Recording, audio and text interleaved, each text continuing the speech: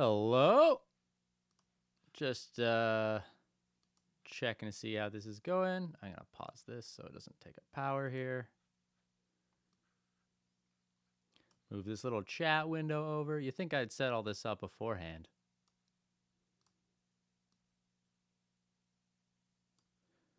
Hello, everybody. Anybody there?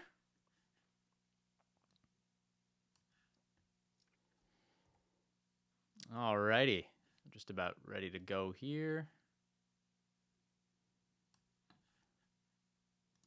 Couple little things. Gonna double check OBS. Oh, yeah, audio's going. Good. All right. Hello, everybody. I am Sam Guayana. I'm a producer, mixer, engineer from Toronto, Ontario. And this is... Oh, there's no... What's Adam saying there? There's no one there. Okay, no worries. I'm a producer, mixer, engineer from Toronto, Ontario. I'm here doing interactive mix breakdown number 3. So this is a song called If It Is by a band called Anyone Anyway from Rhode Island. They are one of my favorite bands. The first time I heard this band, I just wanted to do nothing but work with them. They were so talented. Their EP that I heard was like unreal, and it just brought me the vibes of the type of stuff I really enjoy listening to. And I wanted to work with it the second I heard of them. So I hit them up, and we made like a single work. They came up for a couple days. I think it was 2 days, and we banged this song out. And honestly, I had a super fun time doing it. So without further ado, I'm going to play a little bit of this jam, probably up to the end of the first chorus, and then we'll do the good old break into it thing. It's worth a little more these days to keep on breathing. And for the sake of our urgent exchange, I'll leave you with the same thing I want to take.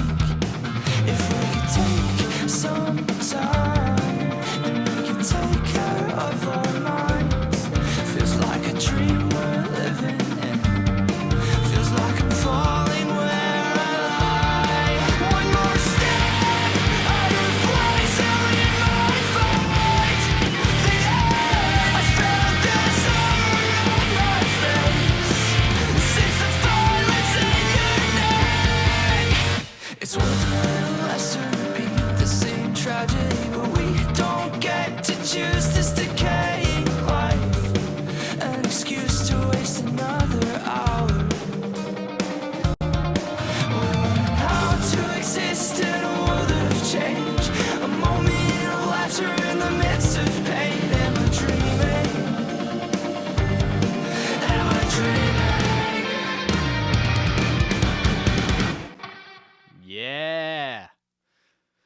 So this is a really interesting song because, I mean, everything I work on I like to think is interesting to a degree, but I wanted to feed off of the band's energy, and I wanted to feed off of what their song showed me in the whole. So we did a lot of a little bit of extra percussion elements that I'm not always doing in songs. You know, aside from me always lobbing tambourine and everything, we've got sleigh bell going on in this song. Actually, I'm gonna move the crash dub down there.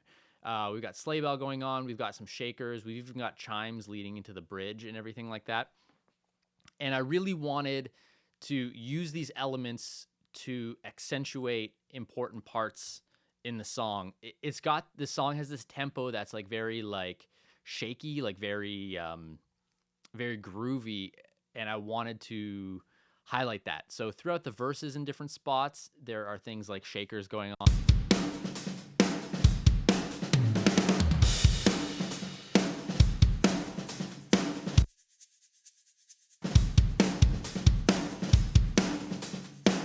Sort of just to keep momentum rolling. In the second verse, when the ride comes in, sleigh bells come in with...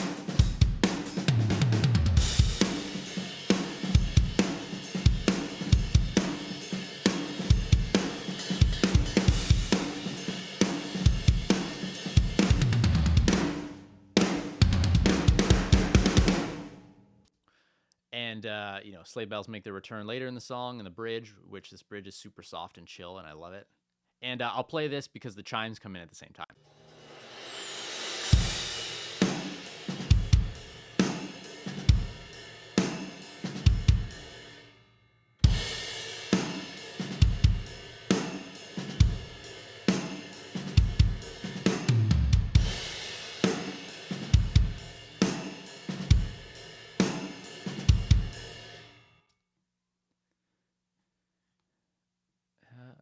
Max is hands down one of the best drummers I've recorded. I know I feel like I said that with like every drummer lately, but like he is one for sure.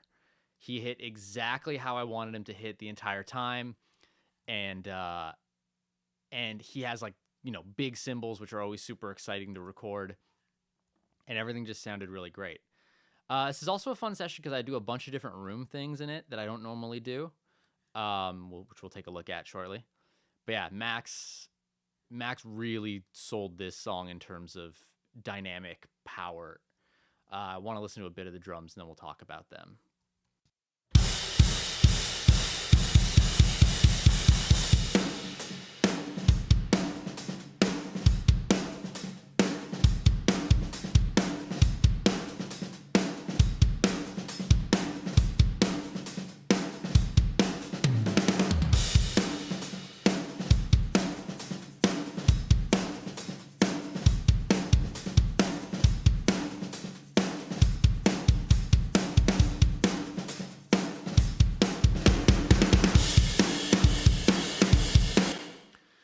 So with a lot of drummers, the big thing you want is consistency, and with Max, it wasn't hard to pull that out of him. His ghost notes came out nice and clear all the time. They really like shone through when they needed to.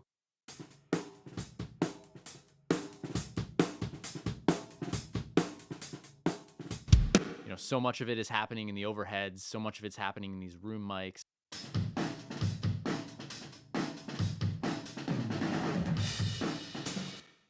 And his toms were just perfect. And toms are one of those things that, like everybody sort of talks to me about having trouble with toms, and I still have trouble with toms these days. But, when I don't, they sound so good.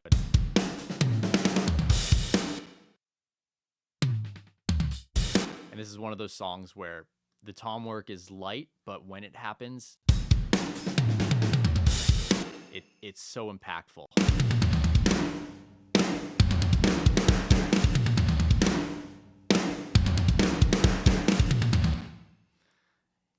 Yeah, it's nice to have a really good drummer helping you with those things. So, diving into this, I did my typical, drum bus stuff on this. Typically the Arouser, like I was talking about. USA, I guess I was on a USA kick for a while in terms of consoles, the API. It's a little more pokey than the other ones, and it's nice for drum stuff. And then some tape, probably just taming transients at the end there.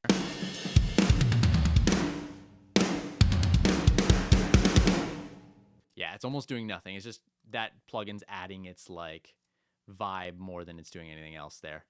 And then going through, adding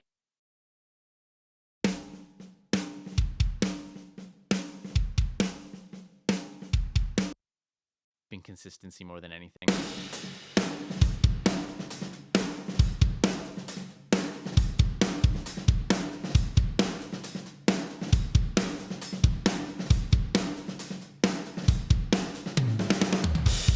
Yeah, those toms are good. I've actually got them muted back here because I eventually plan on making like a small trigger sample of them and using them in other stuff. Yeah, they sound like samples, and they're totally real.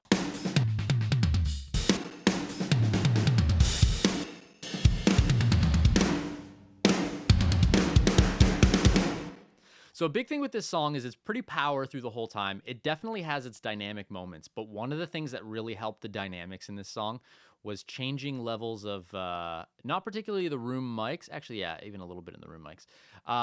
Not the room mics as much as different reverbs to make certain spots hit. It's very subtle things, but it really adds to the overall dynamic in the song. If you listen to going into this second verse here,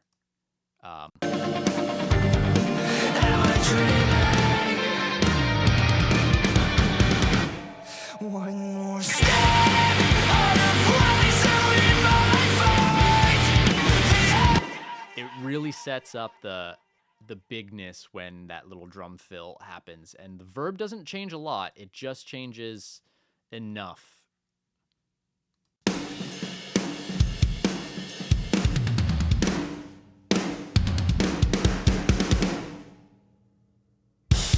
sure at this point you noticed I'm a bit of a creature of habit.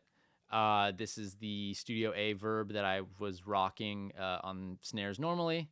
And then, yeah, drum verb, probably realistic drum room too, with a bit of tweaks and a bit of crazy. Oh my God, look at that. Something like Soothe would probably handle that better, but I think I probably made that on one session and rolled with it on others.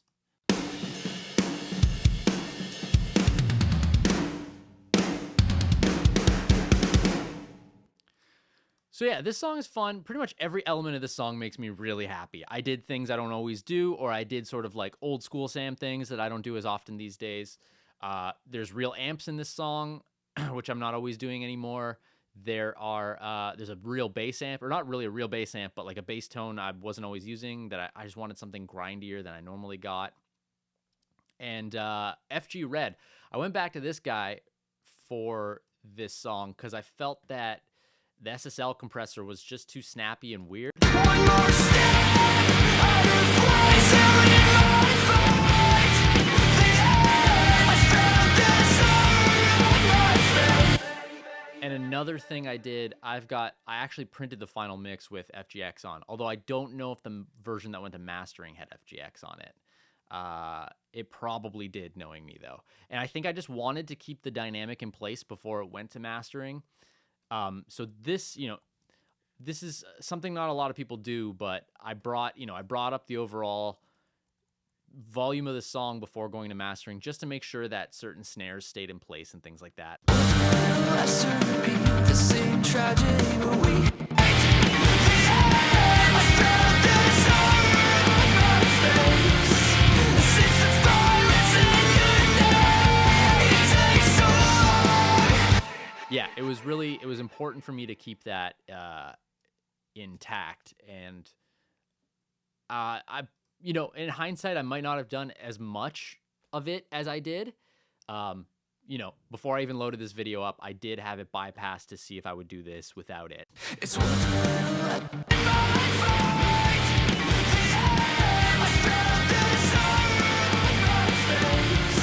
But I mean, I also wanted to show how the mix went to mastering and left me in this. But listening back here a little bit, I'm actually going to kill it for the rest of this video, and I'm going to turn this up a bit to compensate.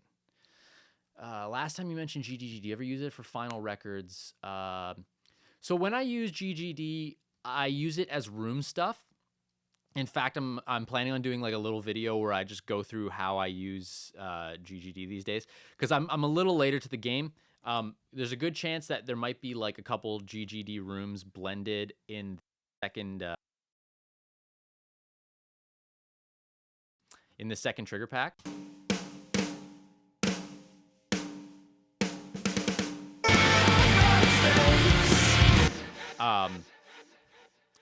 But yeah, these days I use GGD rooms basically on everything. They're like the Matt Halpern kit, just the rooms sound really good. So I'm never programming drums with them as much as using it to turn my small drum room into like a bigger drum room, basically.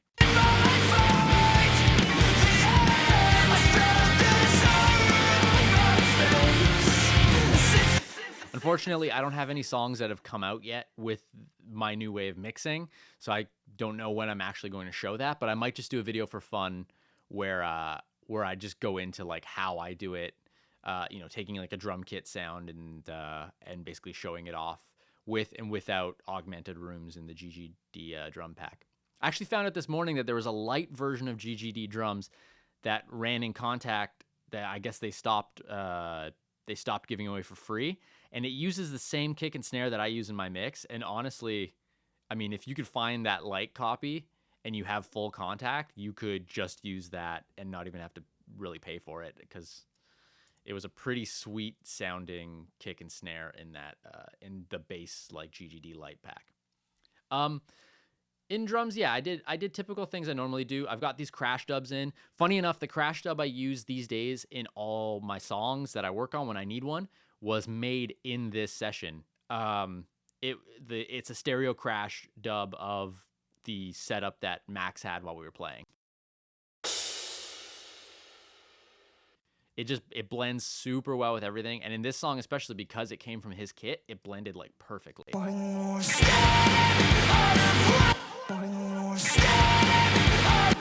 Like, you notice it's gone, but you don't notice that it's too loud or anything when it's in.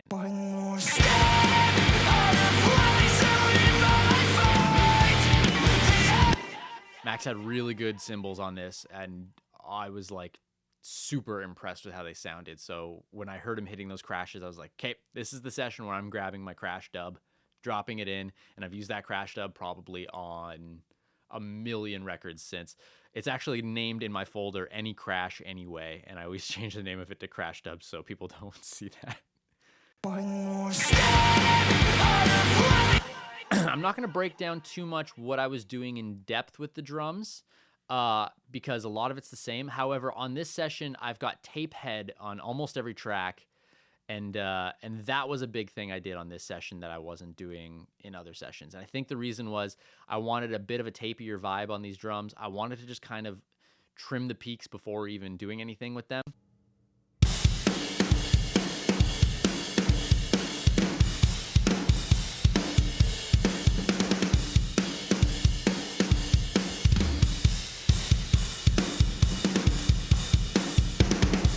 Honestly, the more I use this plugin again, because I stopped using it for years, the more I fall in love with it. It's probably the best thing on a snare drum I've ever heard.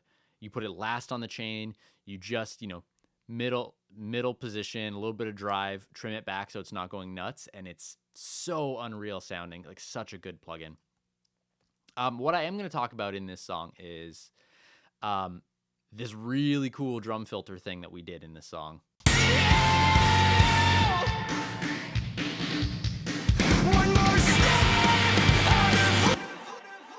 This is really fun. I love doing little things like this in mixes.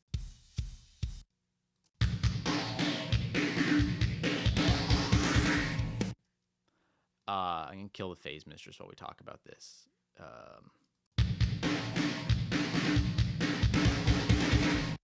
Yeah, I just wanted this like crunchy, crazy sound.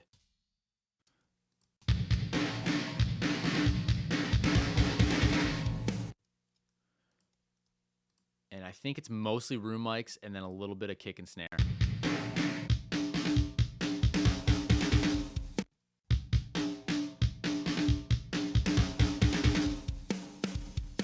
Yeah, and it's just there to kind of frig around. Oh, time adjust. I did a delay on...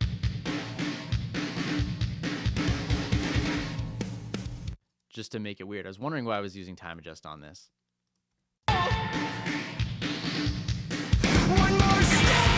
Yeah, it was just the room mics from the hall, I believe.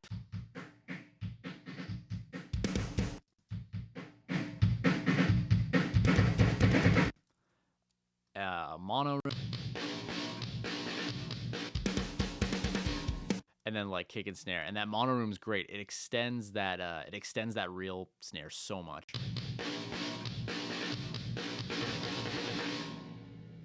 Such a great little ring in that snare drum. And then just EQing, like I found it was lacking a bit of low, so I went a little nuts on it. But little things like that.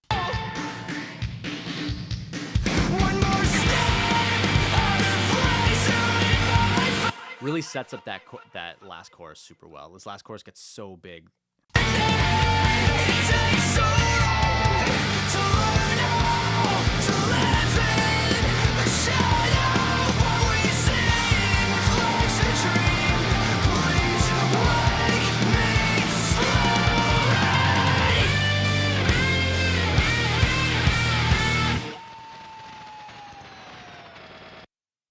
All right, I'm going to touch on bass really quick just because I had a lot of fun with the bass on this. I believe Colin played the bass on this song. He's the guitarist. He's got talking in the chat there. And he played bass exactly how I want everybody to play bass all the time, which is super sick. We used the Kemper for the bass on this, which normally I'm just DI like 90% of the time, but in this song I wanted a bit of a different bass tone.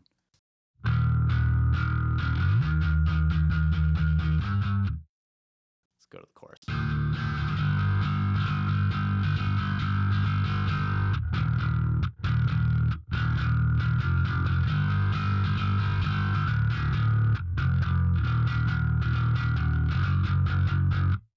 Yeah, I wanted some super drivey bass, and the tone I have in the Kemper is actually a pod that I Kempered into the Kemper. And it's one of these like ridiculous bass tones that I've never heard. I think it's called like Pawn Shop Punk or something. Anyways, I wanted a bit more low end out of it, so I R-bassed it just in the low 70s. It's probably tough to hear on most speakers, but it's there just to give a bit more of oomph to that. And I kill it in the bridge because I wanted the bass a little more chill in the bridge.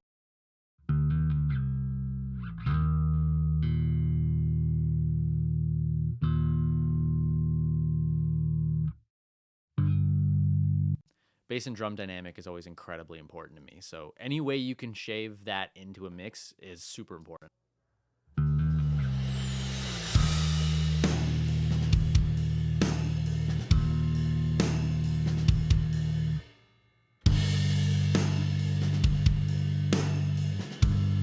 And then, when it kicks back in, everybody gets big and gnarly again.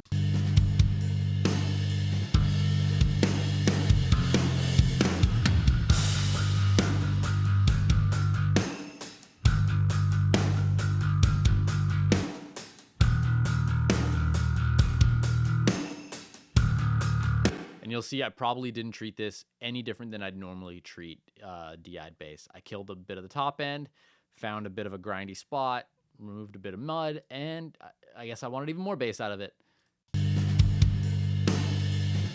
I didn't compress after, which I normally do, because as you can see, I hit the compression really hard with the bass amp on the way in, and it was important to me to get it right going in, because normally what I'm doing is I'm compressing after the bass tone. I'm compressing on the way in, which you can see on the DI, but not super hard. And then I'll get a bass tone usually with BOD or whatever I was using, and then put another plugin on after that. Whereas in this situation, since I had the bass tone in my hand, it just made sense to hit it with exactly what I wanted to hit it with on the way in.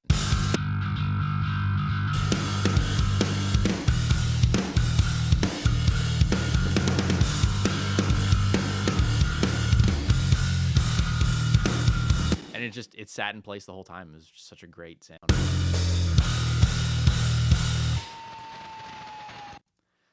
Let's talk about the guitars, because the guitars in this are real. Sort of. They're sort of real.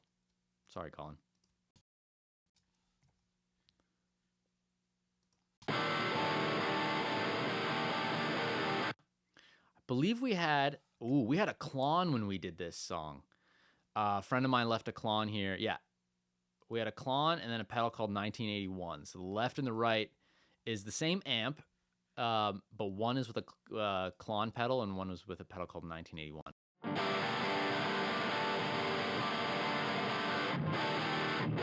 That was my bass. I think that was the white bass. I don't know if I had my 79P at the time. Colin, do you remember?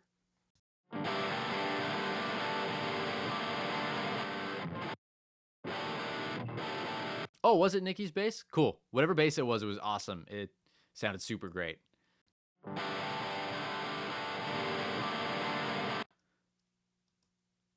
So I took off just a little bit of the top end and I guess an annoying frequency in on these real amps here.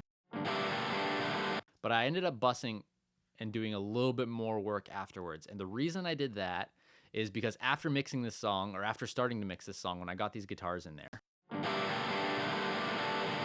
I liked their hair, but they were too hairy on their own. So I went in and I printed a set of Sims to mix with it.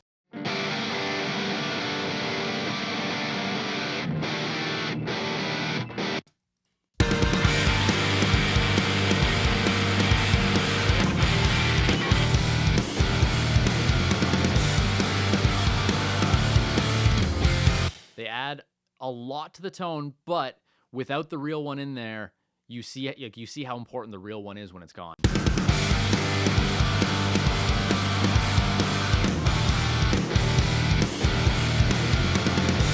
So, I reverted to something I like, but a big reason I did that. What did I use for Sims? Probably STL, Tonality, Howard Benson.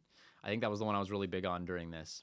And then actually the palming in the bridge is just the sim. And the reason I chose it over the amp was because we had a lot of gain on the amp tones, and I wanted this to back off and be a little shinier. So even though we had these big, almost muffy main guitar tones, I wanted to back off and play with just the play with just a bit of a tighter tone.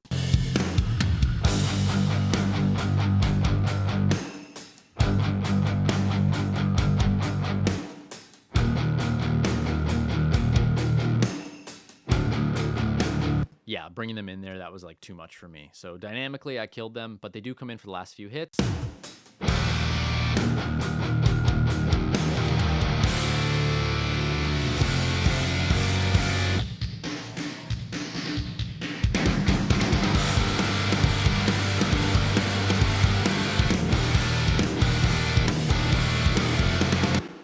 God, this song sounds so good. I love this song. We did some palm work in the verses. This was an amp tone too. I'm pretty sure I kept these. I went in and cleaned them up a little bit, and I think, yeah, we ended up putting the delay after the amp on these. But these were an amp tone too. I don't exactly remember what they were.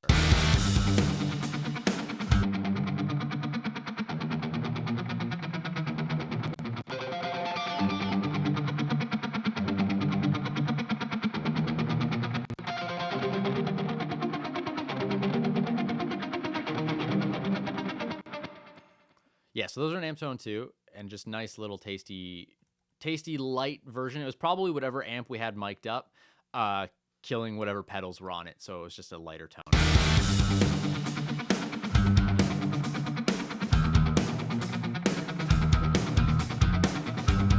I'll talk about a few more things I did to the rhythms before moving on to any of these leads, because the song is full of leads. We did fuzzes that only came in certain spots.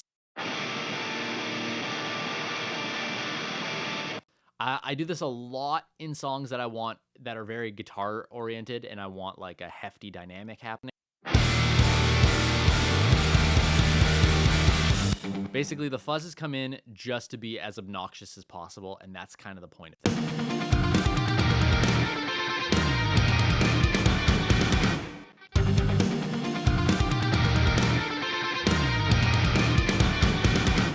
They're just peppered in there, but nice and, just to give the right vibe.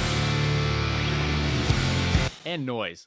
Fuzzes are so great when you just want like noise to constantly happen. Like, the notes that it plays are almost not as important as the grossness it adds.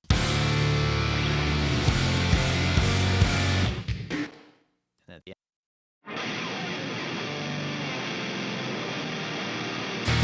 yeah, those pick slides are great.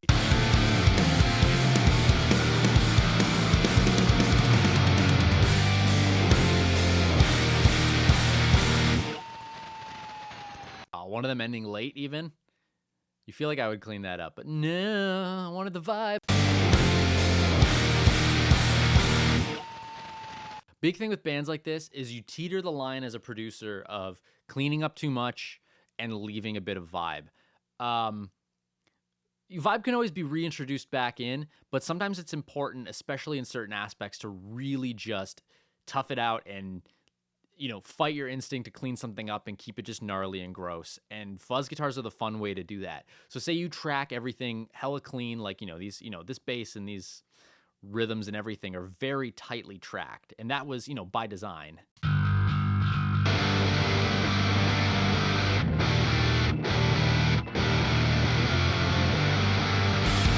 It was important for those to be tight. They weren't supposed to be messy. But when you get to something like the ending where you want an extra bit of character,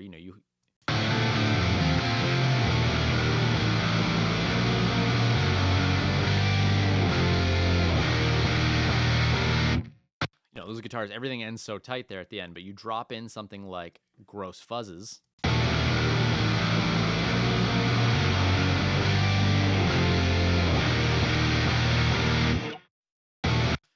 that little bit tricks your ear into going, this is like, super, super gnarly. And the bridge after the piano part, how do I get what? Brent, how do I get what?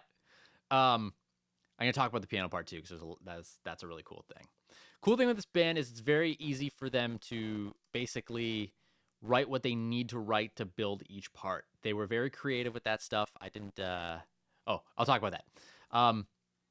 So when these choruses happen, there's very few things happening except for this sort of accenting lead guitar that's more riffy than it is leady.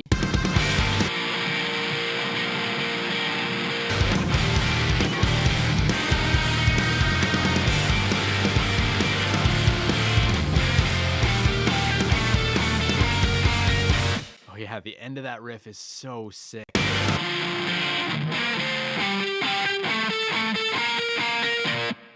And that's one of those things too, where like I would sacrifice the tightest take in the world for vibe.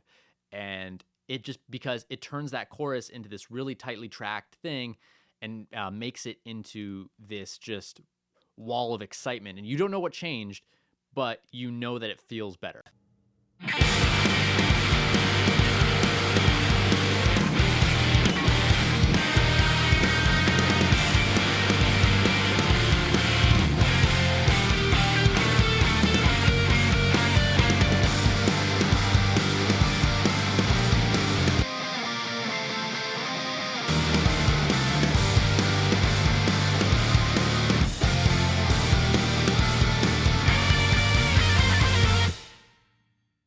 So I'm pretty sure this one that's labeled solo here, this is a real amp. It was probably the Klon again too. These riff tones, I think I changed back into an amp sim just to help them poke out a little better. The amp tone was just getting a bit lost with the real amps on the left and right. So because these were left and right stereo leads, I opted to change the tone with STL again, I think.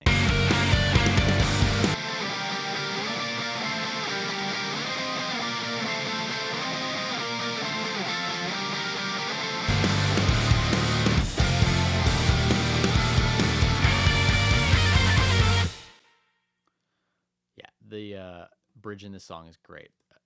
Also, we have a lot of dynamics happening in the cleans in this song.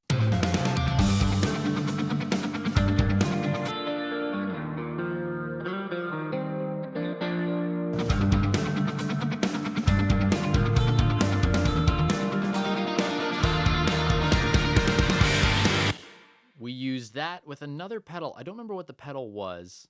Colin, do you remember what the pedal was? We did the crazy spacey vibes in the second verse.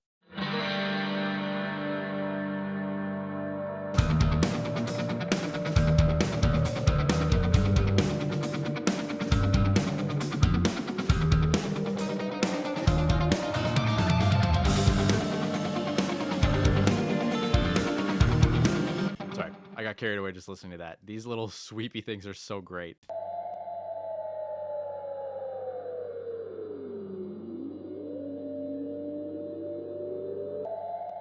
Yeah, that's so great. And they build right into the...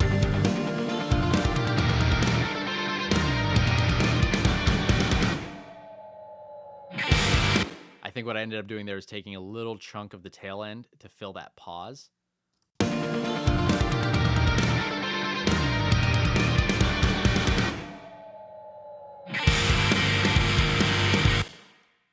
So I think, yeah, initially it was like a dead pause there with Nick's vocal in there, which we'll look at in a sec. But I wanted just this eeriness happening, and me feeding off of the vibe of the band and feeding off of the direction we talked about with the song.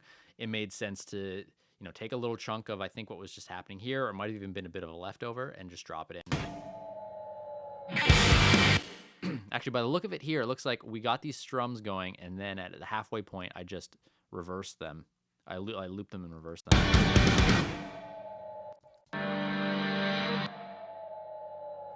100% is what I did.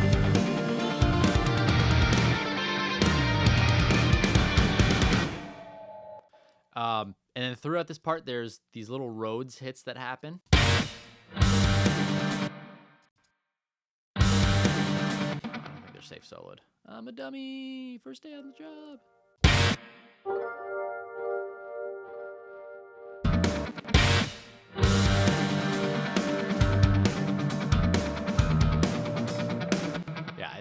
played like a small little Rhodes chord on who knows.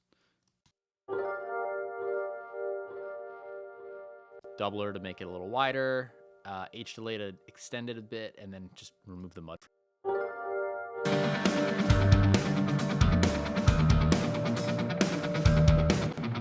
It almost leads into these cleans like they're all one thing.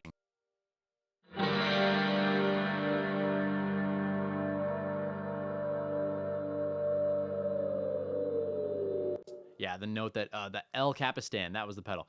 The note that the pedal sort of accentuates there feels like the tail end of the Rhodes, and I think that's why I added that in there. Also, we've got piano in this song. I went back and added, I think this was just a loop, actually. I'm not totally sure. I don't know if I played it or if it was a loop, but I added a piano in the second verse.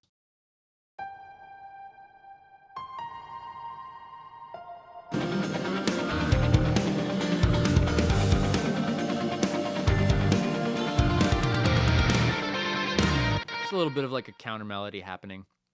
Oh, actually, so Brent, you were talking about the bridge setup. So what we did in the bridge, I don't think we used any synths in this song aside from the piano. So this bridge starts with a bit of a piano riff, which was played on my studio piano, this like out of tune upright that just always sounds amazing. I mic it from behind with pencil condensers usually, and it just has this creepy, amazing vibe.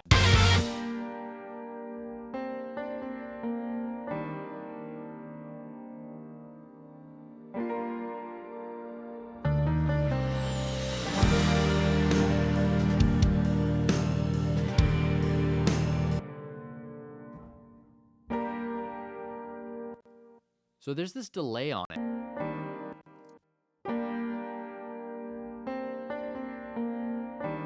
But even when I kill the delay, the verb you're hearing on that piano, hang on, I don't want to shoot myself in the foot before I say this. Yep, the verb you're hearing on that piano is 100% just the piano. I compressed it hard on the way in, and we probably had the sustain pedal just down for the entire thing to give it a creepier vibe.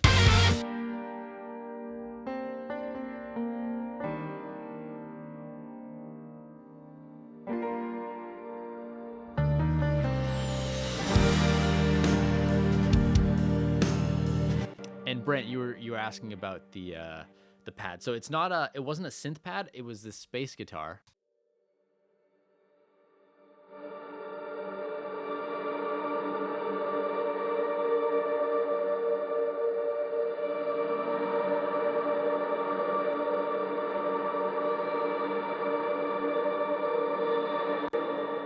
Which, if I know Colin, it was also probably that same pedal.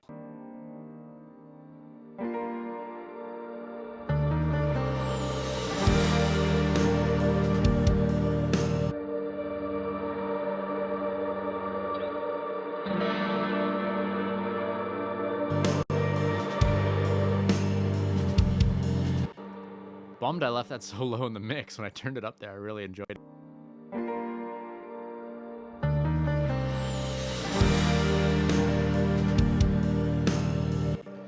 How do you shape the bass and kick EQ to live together? A big thing I do in kicks, let's see, where are they at?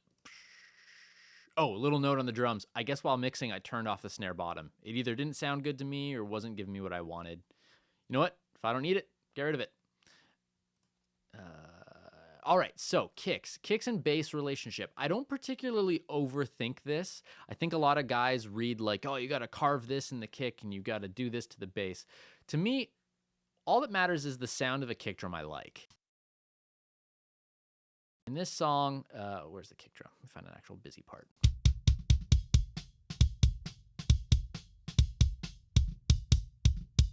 I love snappy kicks. Big thing with the snappy kick that helps is a Audix D6 microphone, basically EQ'd on the way in. Took out a bit of the annoying stuff in it. You know, the sound that nobody wanted. I cranked even more of the actual attack. That papery, like, snappy bit. I ended up blending it with a kick sample that's just very natural and boomier. So this is basically like, if I had two microphones, I probably would have done that instead.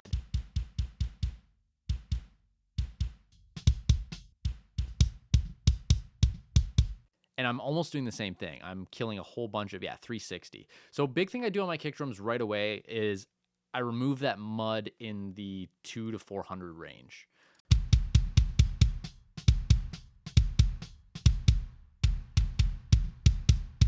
This gives it a very clean sound where on its own, it almost sounds like it's too scoopy, but when you listen to it in context,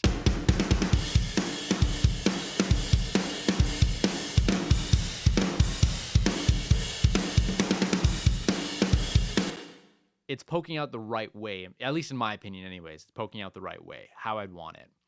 And then on bass guitar, I'll move up the frequency range a little bit, and I'll kill a bit of 5 to 6. And the reason I kill 5 to 6, toms also live around there, or toms are also like sort of removed around there, and bass can build up really quickly and affect the guitars. So I actually did I have the KM84s? Yes, I had the KM84s when I did this song.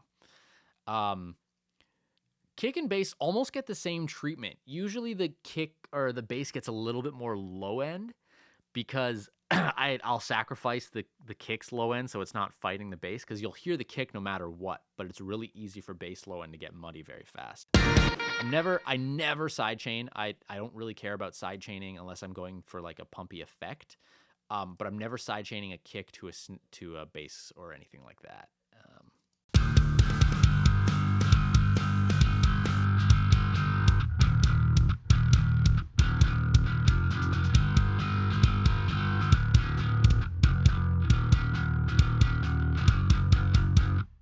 Yeah, it was just a big cleanup sesh of frequencies that could fight. So, 3 to 4 is gone in the kick. It's still gone a little bit in the bass, but not as much. Whereas like 5 to 6 is gone in the bass a little bit more.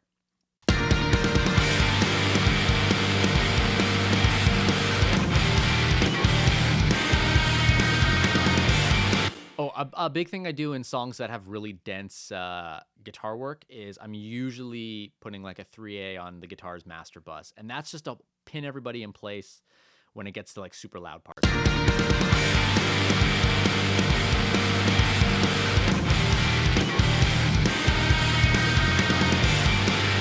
It helps to certain guitars that are fighting sort of pop out, like that lead. I remember really struggling mixing this lead.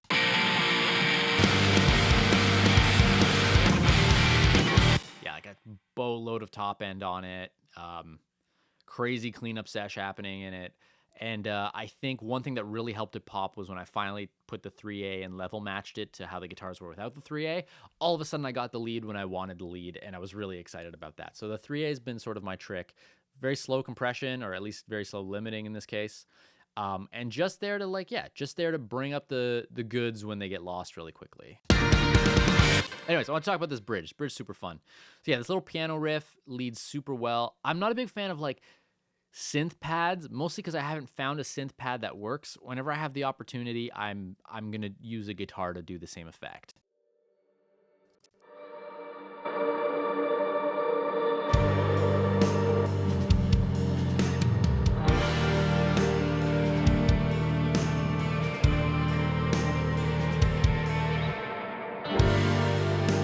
And it helps that these guys know what the hell they're doing. So, we're building these little pretty layers that set up this bridge.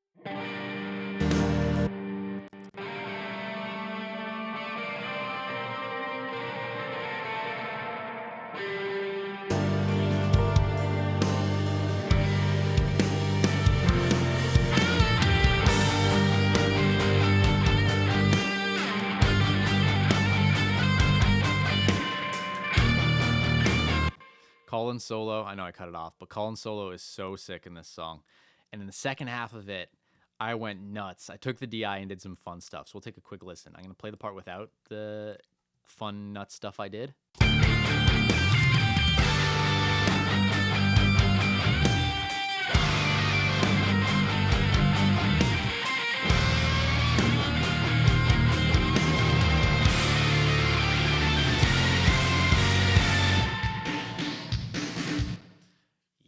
So I ended up taking the DI and doing this super nuts. If you have Little Altar Boy, use it on guitars for stuff like this. This is the fun stuff that I think Little Altar Boy gets sort of looked over for.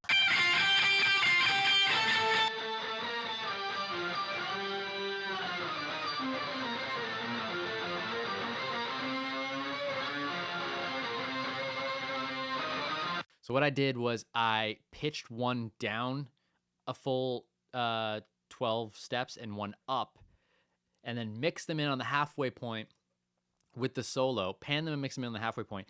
What it does is it's not super audible. The point of it is to lift the second half of the solo.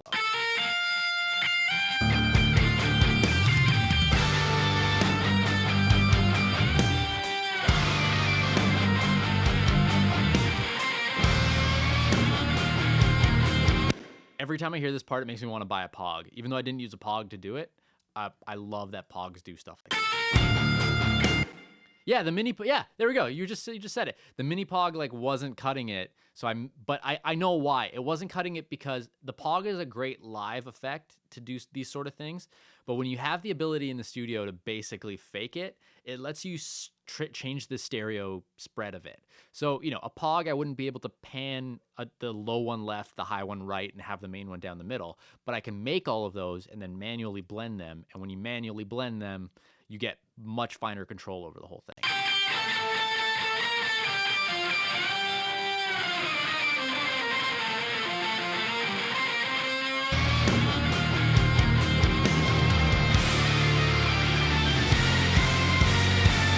I love the end of that solo.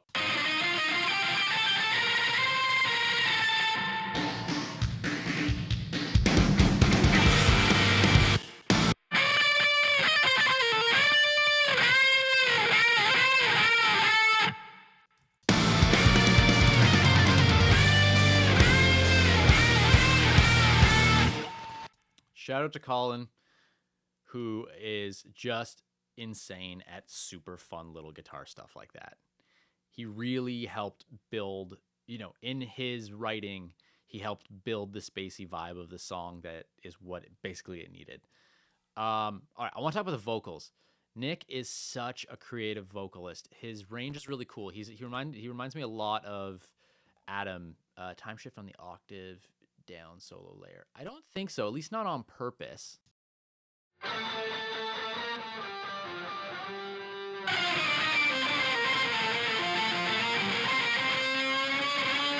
Yeah, I think what happens is sometimes when you shift down like that, you get sort of like a natural time shift that's just from, you know, pitching it down.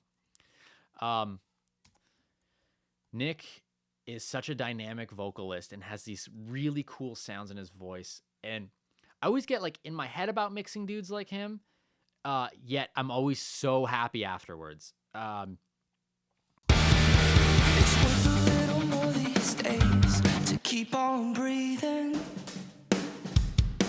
And for the sake of our urgent exchange, I'll leave you with the same thing I want to take. So I did a few fun things vocally in this song that I don't always do. In fact, one of the things I haven't done in years in this song, and that was a big reason I chose this one too. Let me talk about the main stuff first. So on his vocal, you know, we tracked it pretty well on the way in. Went into my Neve. It might have been an SM7. I'm not totally sure. It's worth a little more these days to keep on breathing. From the sound of it, it was probably the U87 into the 1176. I felt this around my face since the violence in your neck. One more step out of place and we might fight the end. I felt this around my face since the violence in your neck.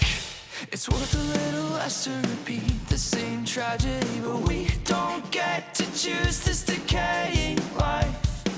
An excuse to waste another hour. Oh, such cool sound in his voice. Again, just doing my typical. Yeah, I'm pretty sure it was the U87. It's the one I reached for first, so we would have switched to the SM if I didn't like it, but I think it sounded great on you. You know, the typical stuff I'm doing on the Arouser. 6-1 on a vocal. I'm saturating it a bit more than usual, and this is one thing I want to talk about in this vocal mix. It's worth a little more these days. So the quietest stuff is always hitting warm. For the sake of our urgent exchange, I'll leave you with. The loudest stuff starts to hit hot, and that's by design. I felt this around my face since the violence in Big thing it does is it tames those random peaks that just sort of pop out of nowhere. I felt this on my face since the violence in your neck. Cool. So the thing I wanted to talk about that I did in this song, first off, the vocal verb on this song, hilariously, is CLA vocals. Sounded great. Just wanted to use it. It automates between large and tight. Instead of me setting up 2 vocal sends like I normally do, like what the hell is it? Instead of me setting up 2 vocal sends for each one, I have it automating. Oh, no, I don't. I've got large the whole time. I have it turning off in a spot. I'll talk about that. I love building dynamic with killing reverbs. Am I dreaming? What I did in the chorus of this song is bring in vocal distortion. It only happens in the chorus. I'll play it for you on its own because it's really cool sounding.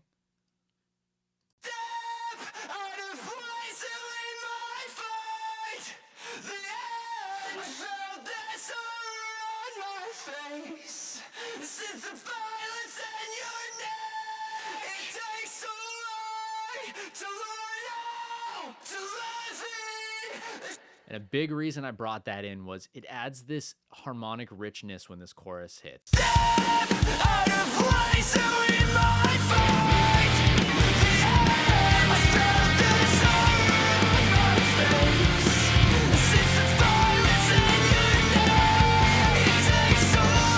Without it, the chorus becomes nice and pretty, which I don't mind. I mean, like I said, I rarely do this. I only do this when I want this specific effect.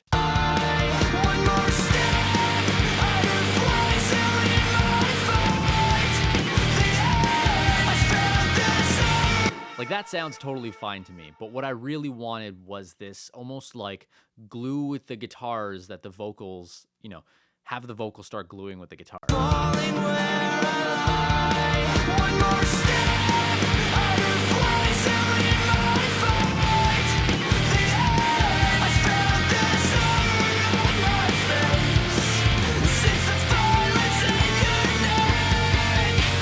I learned this trick. I mean, I used to do this trick when I was recording screaming a lot, and I used to use like a Sans amp to do it. These days, what I'm using to do it, I'm going to go through the chain of this. So I did real ADT first, and the purpose of this, and I kill my Mute-O-Matic for a sec. The purpose of this was to spread the vocal.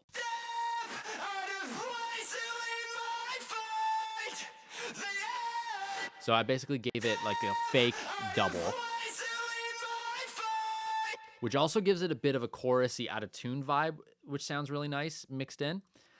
Little Radiator. So I learned this from Let the Flames Begin by Paramore. If you listen to the chorus of Let the Flames Begin, it's this incredible distortion that kicks in on Hayley Williams' vocal. And through research, I found out that it was basically the real version of this preamp that David Bendeth used. You'll never hear it unless somebody points it out to you. And now that I've pointed it out to you, I hope you check it out and hear it. It's the most pleasing vocal distortion on the planet. So if you own Little Radiator, I don't know why Little Radiator is better than the Big Radiator. Use it. And then I'm just killing a bit of the top, a bit of the build up of the low. But really, it is one of those incredible tricks that just livens a chorus in unbelievable ways. Out of place, we might find the end. I felt this horror on my face since the violence in your neck. Yeah, it adds this like slickness that you just can't achieve from only tracking a vocal. It's more than saturation. It breaks the line from saturation into distortion, but it's not like amp distortion. I want to talk more about Nick's crazy dynamic. I love how this chorus gets set up.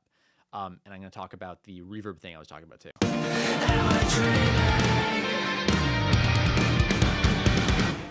One more step.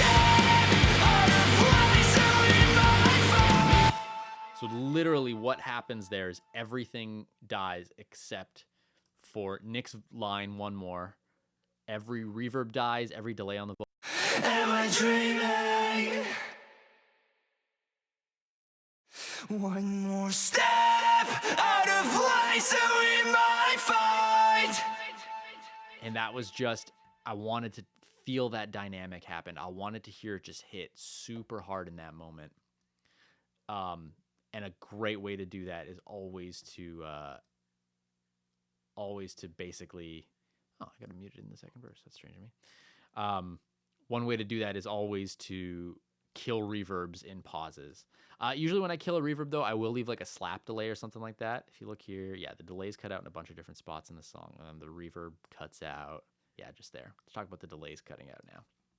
So I've got a slap going on the whole time in this song. One more step. And the slap's built into Kramer tape. Yeah, it's like super subtle. And then I've got, I think, if I'm not mistaken, an eighth delay happening through the entire vocal too, except for certain spots when it became too much. I can't lose you. I can't lose you this soon. There's a good example. So I crank the eighth delay volume here, but then it cuts completely out on those little lines. I can't lose you. I can't lose you this soon. I can't lose you. A big reason I like to do that is when you listen in headphones, you don't hear it so much just on a set of speakers, but you listen in headphones and all of a sudden the vocal goes from being this big, lush, locked in thing to talking just to you when it's supposed to. I can't lose you. I can't lose you this soon. Like, I want you to hear nothing but that this soon when everybody else bails out. I can't lose you this soon. I can't lose you. I can't lose you too. Let's just stay asleep. Living this dream could heal all our wounds. I can't lose you. No. I can't lose you. I can't lose you. I can't lose you this soon. I can't lose you. I love this part. I'm excited to talk about this. So Colin's doing these low, creepy, amazingly cool vocals. I'll leave you with this. Where are they? It's worth a little more these days. They sound strange on their own, but when it's dropped in, it gives a super wide, crazy vibe. I distorted them a little bit too, Decapitator. It's worth a little more. I can't lose you. I'll leave you with the same thing. I can't lose you this soon. It's worth a little. I can't lose you.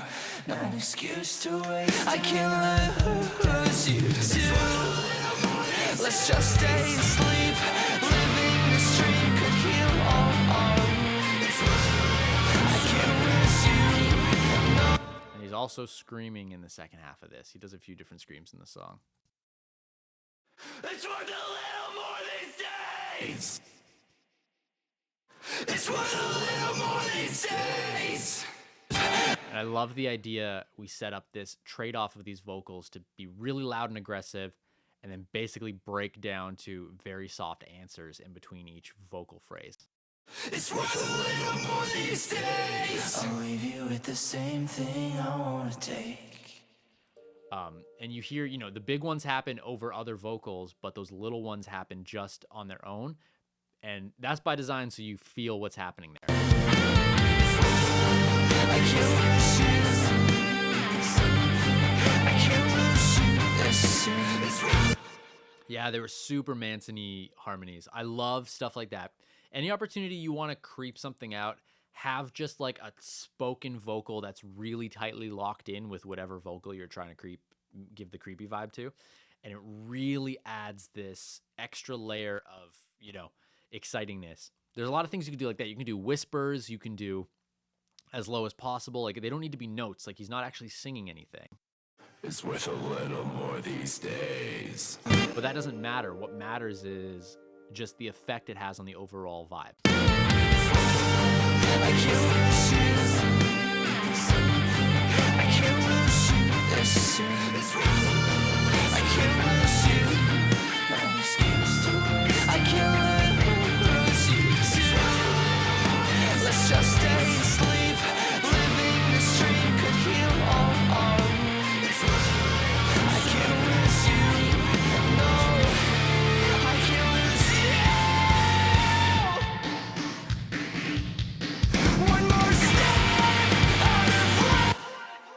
very much like a perfect vibe spot. And then, of course, in this song, I'm doing, typical Sam production things where I've got oohs and ahs happening.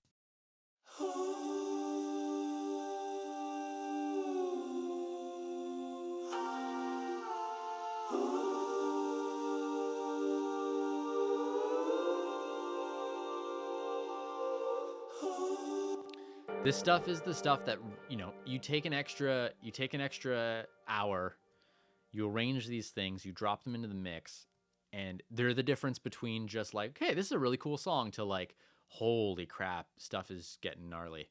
And this is, this bridge needed this stuff. There's constant vibe happening.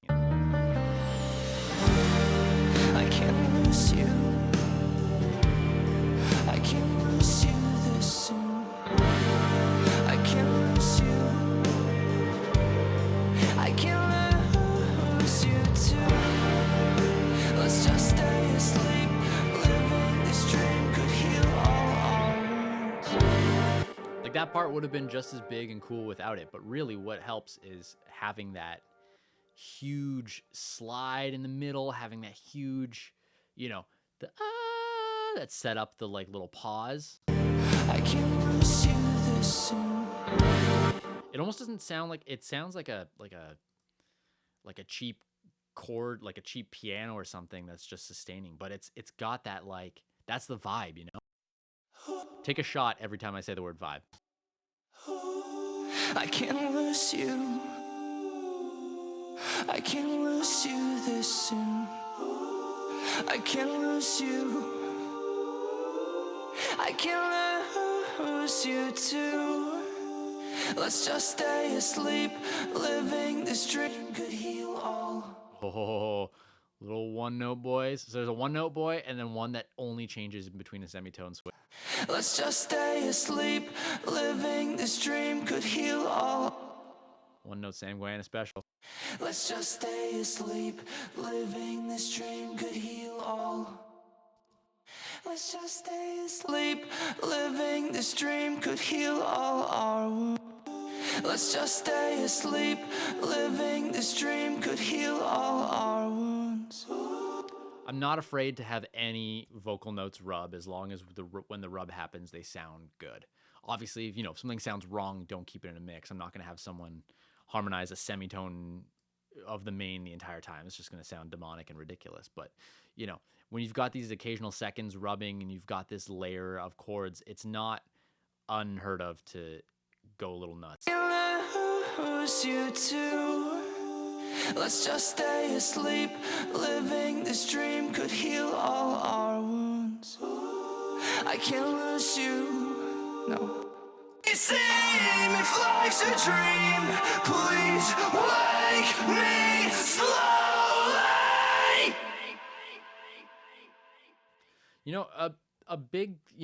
A big thing in my career that I like is I like to find bands that I want to work with. It's a super important thing, and it's a really tough thing to do, especially when you're sort of in the early stages of your career. But you get this opportunity, you get this rare band every once in a while, no matter what stage in your career that you're in. That's just so incredible, and you enjoy every aspect. You love their creativity, you feed off of their creativity, and all of those things amass to a song like this at the end of the day, or a song like Lottery, or I got lucky with both of those bands in the terms of like, I can't believe I got to record these songs. It feels like a dream come true when you hear a demo or you hear a song and you're like, holy crap, this is amazing, and you're trusting me to frig it up, But no, I don't think the importance of the songwriting can be understated in this. When you've got bands like this who just understand what they want, and you're able to build off of that and create something big, you really do get a magical outcome. And this is one of those songs to me that I'll always hold really close. I think it's like a super important song in terms of creativity, in terms of how far people could go. And these guys, they came from the States up here to record one song, and it was honestly a pleasure to do. When I hear things like this bridge and when I hear things like those I'm in awe sometimes. butterflies a dream. Please wake me slowly.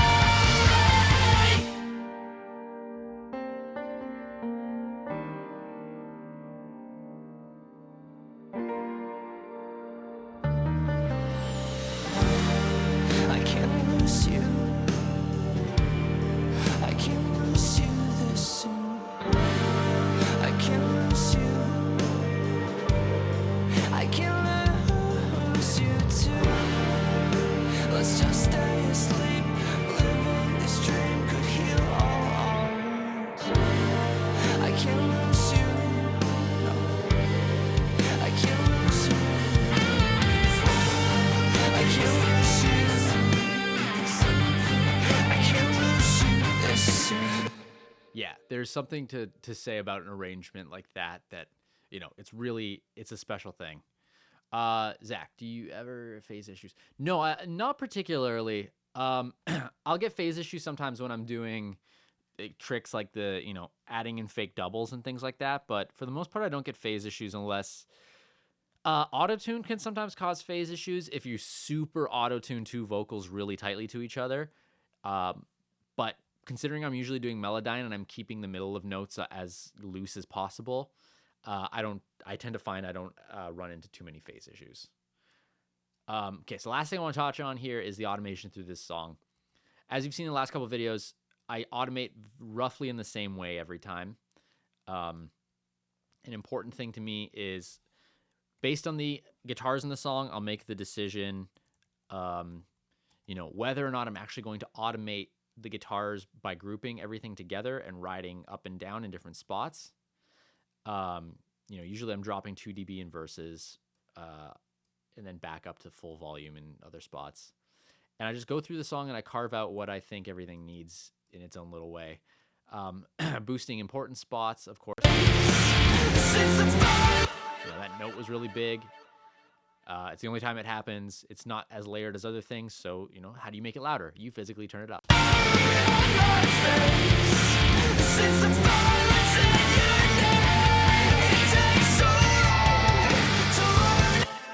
It's really important, just like with the oohs and ahs, when you get to the mixing stage, to not negate the importance of volume boosts on the things you want louder. Sometimes people wonder, like, how do I get this louder? I carve this out. It's like, just honestly, just turn it up.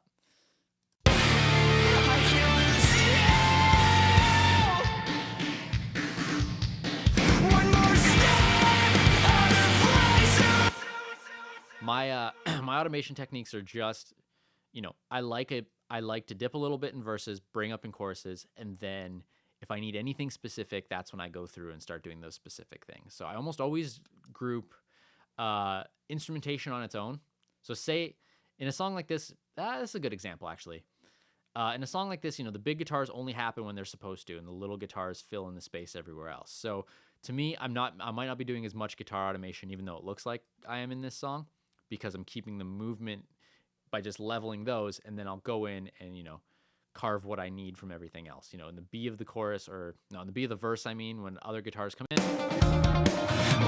How to exist in a world of change, a moment of laughter in the midst of pain and a dream. They come down in volume to make space. You don't lose the intensity of the guitars because more are added. You just realize that everybody's got their own little space. How to exist in a And the same thing with vocal. Like, his vocal actually gets turned down over a dB in the B of that part, but it's because so many more vocals come in. lesser repeat the same tragedy, but we don't get to choose this decaying life. An excuse to waste another hour. How to exist in a world of change. It's almost seamless when you listen, yet that's a big jump. And the reason that's happening is because, a double comes in on the main vocal, extra wide harmonies come in, a middle harmony comes in, and instead of, them just piling up and getting in the way of each other, dipping the volume down on everything, all of a sudden keeps the same energy of the part before, but nobody stepping on anybody else. And yeah, that's sort of automation in that sense. I did my typical setup here where I've got the mix going to a print and a master, and on the print I had Pro L going, just taking a little bit off. The only reason Pro L is doing so little in this song is because I printed it with Slate's FGX going kind of hard. Yeah, and what did I do on the master? A little bit of 12K boost, a little bit of 60 hertz boost, cutting a bit of 400. Cutting 400 is something I play with these days. I don't always like it. Oh no, actually I killed it. Look at that. Yeah, so I probably cut 400 and was like, ooh, and then realized, you know what? It's too scoopy. I'll leave some of that stuff to mastering. But yeah, I very much enjoyed working on this song. I very much was thankful for the opportunity. I'm still thankful for the opportunity. And, I hope that you guys dug all of this and learned a little bit. It's one of these songs that there's a lot of moving parts, even though it doesn't feel like it. And making the space for them is really the key at the end of the day. And in mixing, that's where those, moves come up. That's where these little moves are super important, and, dropping guitars when you need more impact and things like that. So I hope you guys enjoyed it. If you enjoyed it, subscribe. I'm trying to do these every Tuesday and Thursday. I think Thursday I've got a pop jam. I don't know if Brent is still here, but I think I'm going to do a Certainty song on Thursday. Maybe. I don't know which song yet. And that's a fun one because that was actually produced by Corey Bergeron, who's got an awesome YouTube channel as well, Corey Bergeron Recordings. And he actually has also worked with Anyone Anyway and does a breakdown on one of their songs. So if you want to see how two different people basically would handle the exact same band, that is a perfect opportunity to check that out. Also, the song he breaks down is so sick. God, this band is so good. I am so thankful. All right, guys, check out Anyone Anyway. The song's called If It Is. I hope you dug this, and I hope to see you on Thursday. Thanks for checking it out. Bye-bye.